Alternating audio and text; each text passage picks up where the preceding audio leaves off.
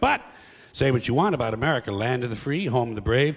We got some dumbass motherfuckers floating around this country. Dumbass motherfuckers, you know? Yeah. Now, obviously, that doesn't include this audience. I understand that. You seem intelligent and perceptive, but the rest of them, holy jumping fucking shitballs. Dumber than a second coat of paint. And this ain't just ranting and raving. This ain't just blowing off steam. I got a little evidence to support my claim. It just seems to me, that only a really low IQ population could have taken this beautiful continent, this magnificent American landscape that we inherited. Well, actually, we stole it from the Mexicans and the Indians, but hey, it was nice when we stole it. It looked pretty good. It was pristine. Paradise. Have you seen it lately? Have you taken a good look at it lately? It's fucking embarrassing. Only a nation of unenlightened half-wits could have taken this beautiful place and turned it into what it is today, a shopping mall. A big fucking shopping mall. You know that? That's all you got. That's all you've got here, folks. Mile after mile of mall after mall. Many, many malls. Major malls and mini malls. They put the mini malls in between the major malls. And in between the mini malls, they put the mini marts. And in between the mini marts, you got the car lots, gas stations, muffler shops, laundromats, cheap hotels, fast food joints, strip clubs, and dirty bookstores. America the Beautiful. One big transcontinental commercial cesspool. And how do the people feel about all this? How do the people feel about living in a coast-to-coast shopping mall? Well, they think it's just fucking dandy. They think it is cool as can be because Americans love the mall. They love the mall. That's where they get to satisfy their two most prominent addictions at the same time: shopping and eating. Millions of semi-conscious Americans, day after day, shuffling through the malls, shopping and eating, especially eating. Americans love to eat. They are fatally attracted to the slow death of fast food. Hot dogs, corn dogs, triple bacon cheeseburgers, deep fried butter dipped in pork fat and cheese whiz, mayonnaise soaked barbecued mozzarella patty melts. Americans will eat anything, anything, anything. If you were selling sauteed raccoons' assholes on a stick, Americans would buy them and eat them, especially if you dipped them in butter and put a little salsa on them. This country is big time, pig time. Forget the bald eagle. You know what the national emblem of this country ought to be? A big bowl of macaroni and cheese. A big bowl, because everything in this country is king size. King size, extra large, and super jumbo, especially the fucking people. Have you seen some of the people in this country? Have you taken a good look at some of these big fat motherfuckers walking around? Big fat motherfuckers. Oh my God. Huge piles of redundant protoplasm lumbering through the malls like a fleet of interstate buses. The people in this country are immense, massive bellies, monstrous thighs, and big fat fucking asses. And if you stand there for a minute and you look at one of them, you begin to wonder, how does this woman take a shit? How does she shit? And even more frightening, how does she wipe her ass? Can she even locate her asshole? She must require assistance. Are paramedics trained in this field?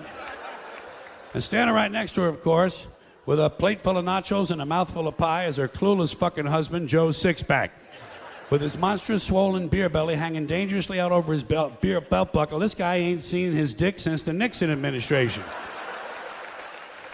And if you stand there and you look at the two of them, you begin to wonder to yourself, do these people fuck?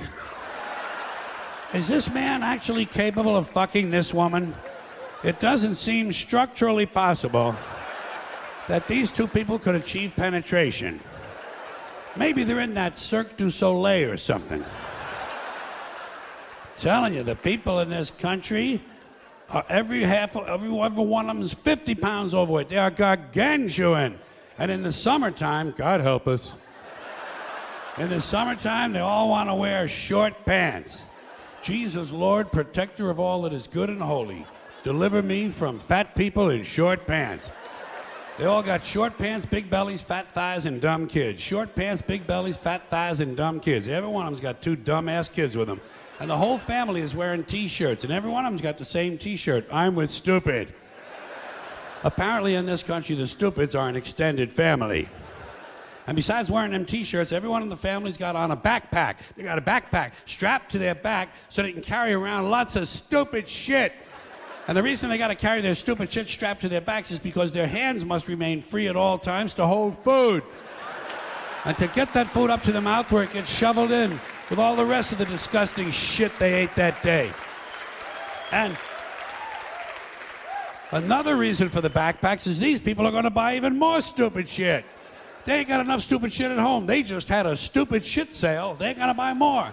They're going to go out in the parking lot and stuff this stuff into the big, fat, ugly, oversized SUV that's got plenty of room in it. Plenty of room in it for stupid shit and lots of room left over for these big, fat, ugly motherfuckers to get them home.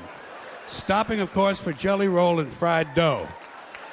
These people are efficient, professional, compulsive consumers. It's their civic duty, consumption. It's the new national pastime. Fuck baseball, it's consumption. The only true, lasting American value that's left, buying things. Buying things. People spending money they don't have on things they don't need. Money they don't have on things they don't need. So they can max out their credit cards and spend the rest of their lives paying 18% interest on something that costs $12.50.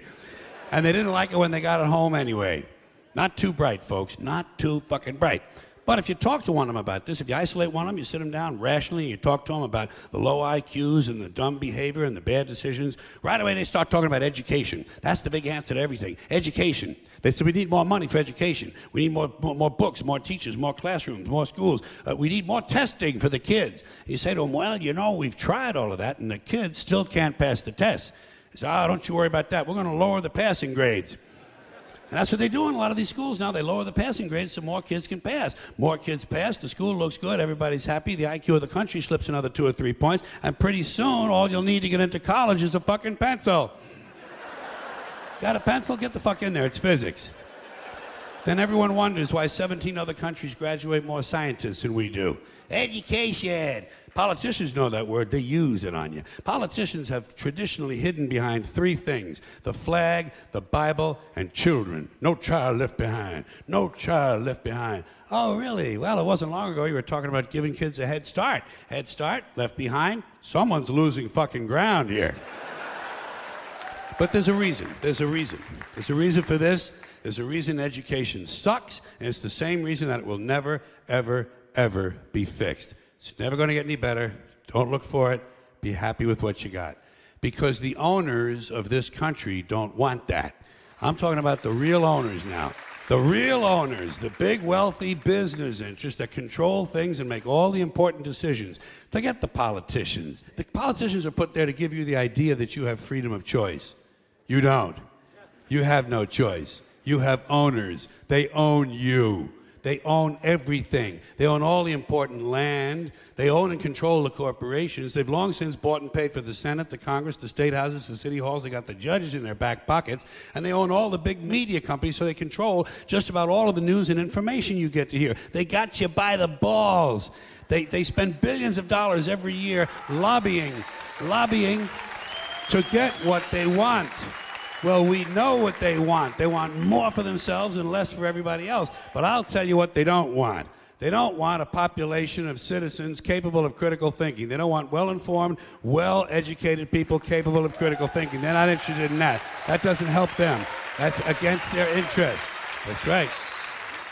They don't want people who are smart enough to sit around the kitchen table and figure out how badly they're getting fucked by a system that threw them overboard 30 fucking years ago. They don't want that. You know what they want? They want obedient workers. Obedient workers. People who are just smart enough to run the machines and do the paperwork and just dumb enough to passively accept all these increasingly shittier jobs with the lower pay, the longer hours, the reduced benefits, the end of overtime, and the vanishing pension that disappears the minute you go to collect it. And now they're coming for your Social Security money. They want your fucking retirement money. They want it back so they can give it to their criminal friends on Wall Street. And you know something? They'll get it. They'll get it all from you sooner or later because they own this fucking place. It's a big club, and you ain't in it. You and I are not in the big club. By the way, it's the same big club they used to beat you over the head with all day long when they tell you what to believe. All day long, beating you over the head in their media, telling you what to believe, what to think, and what to buy. The table is tilted, folks. The game is rigged. And nobody seems to notice. Nobody seems to care. Good, honest, hard-working people, white collar, blue collar, doesn't matter what color shirt you have on. Good, honest, hard-working people continue. These are people of modest means. Continue to elect these rich cocksuckers who don't give a fuck about them. They don't give a fuck about you. They don't give a fuck about you. They don't care about you at all, at all, at all. Man, you know?